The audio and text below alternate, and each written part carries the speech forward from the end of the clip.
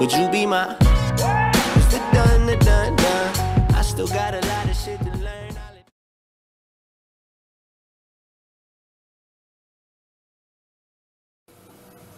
Evet arkadaşlar, siz de benim gibi Türk kahvesini çok seviyorsanız eğer sizlerle beraber bir Türk kahvesi nasıl yapılır onun videosunu çekmek istedim ben.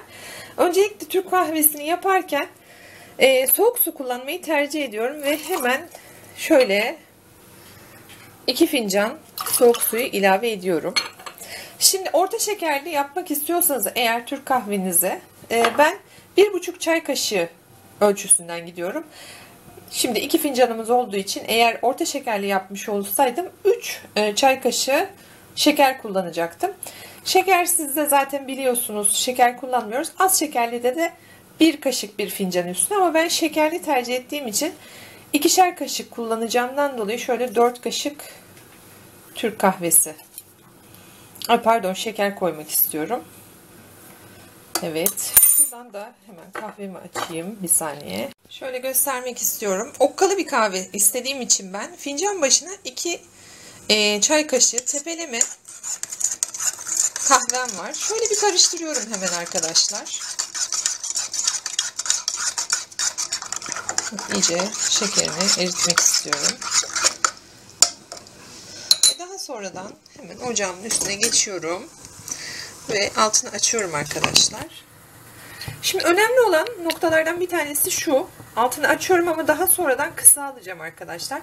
Şöyle soğuğunu atmak için hemen bu işlemi yapıyorum ve şöyle bütün ocağımın üstüne değil de hani şu şekil değil de şöyle hafiften çekiyorum ki ocağımın ısısıyla biraz daha az temas etsin. Şöyle yavaş yavaş karıştırıyorum arkadaşlar. Bildiğiniz gibi Türk kahvesi oldukça faydalı. Ben bunu çocuklarıma da veriyorum. Yani evvelden denirdi ya hani kahve içme kararırsın falan diye, böyle bir şey yok. Çocuklarınızla beraber gayet rahat içilebilir. Hatta şimdi fincanlardan bir tanesi oğullarımın. Küçük oğluma da benimkinden azıcık bir tattıracağız artık. Allah kısmet ederse. Şimdilik artık kahvemin şöyle hafiften bekliyorum ve göz temasından ayrılmıyorum. Şimdi bu aşamadan itibaren eğer karıştırmayı keserseniz kahveniz tabii ki gene köpüklü olacak.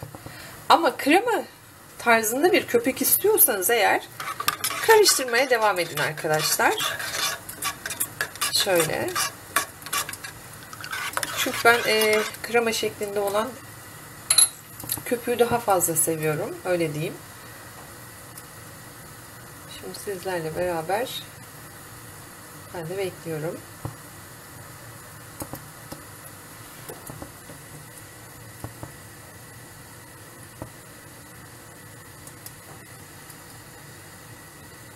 Hatta şuradan ışığımızı da açalım.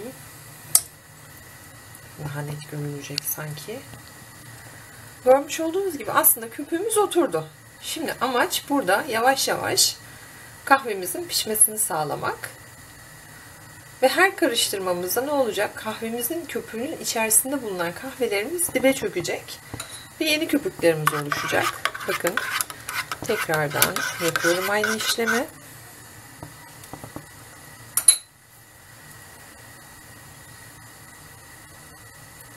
Ve artık kaynamasını bekliyorum.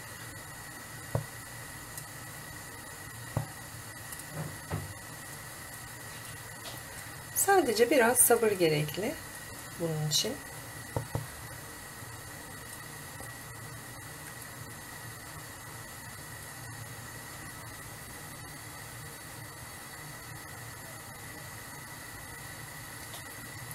Şu an toplamda 4 dakika falan olmuş olması gerekiyor. Bu arada sizlere şurada, şu kısımda iğnelerimiz oluşuyor hemen.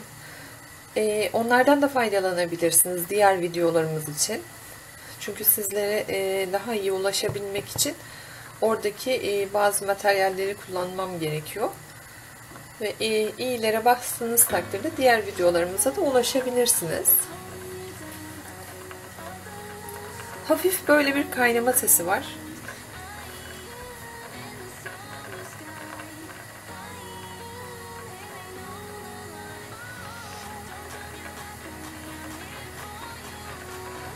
Bu ölçüyü istediğiniz kadar çoğaltabilirsiniz. 10 kişilik, 20 kişilik hiç önemli değil. Önemli olan cezvenizin büyüklüğü. Dediğim gibi okkalı bir Türk kahvesi istiyorsanız eğer biraz fazla kahveyi kullanmanız gerekiyor. Ve tadı daha keskin olduğu için daha lezzetli oluyor. Şekerli, şekersiz, orta şekerli tamamen size kalmış. Dediğim gibi az şekerli olursa 1 çay kaşığı şeker, orta şekerli olursa 1,5, şekerli olursa 2 çay kaşığı şeker kullanmanız yeterli. Okkalı kahvemiz için de ne yapacağız? 2 çay kaşığı kahvemizi tepeleme kullanabiliriz. Eğer biraz daha az yoğun istiyorsanız eğer 1,5 da yeterli oluyor. Şöyle göstermek istiyorum size. Artık kahvemizin köpüğü kabarmaya başladı.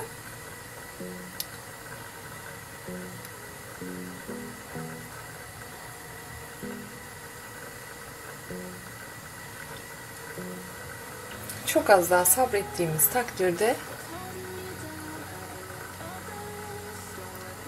kahvemiz oluşacak.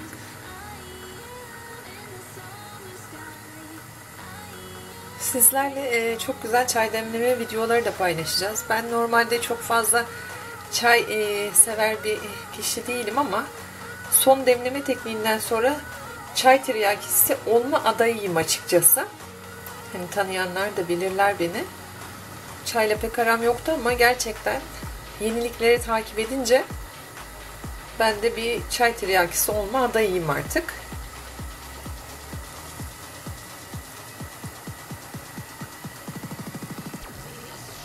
Şöyle gözüküyordur.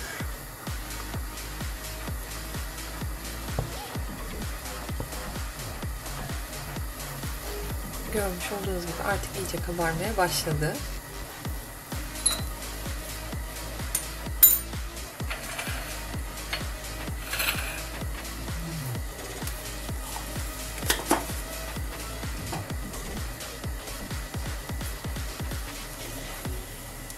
Çok hafif derecesini düşürüyorum.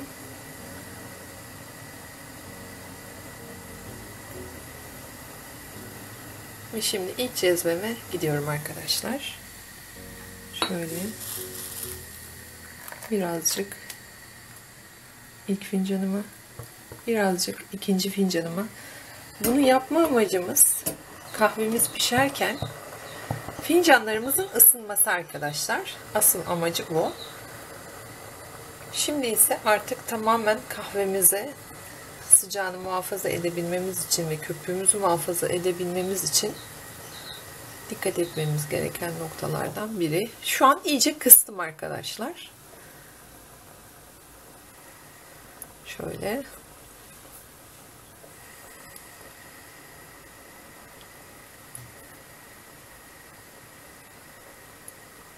Ve çok az daha köpüğüm oynadıktan sonra görüyorsunuz kenar kısımlarını.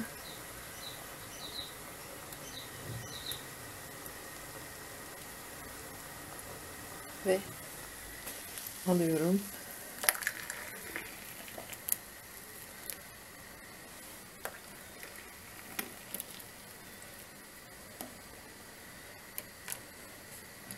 İki tane aynı ölçüde köpüklü kahvemiz hazır arkadaşlar.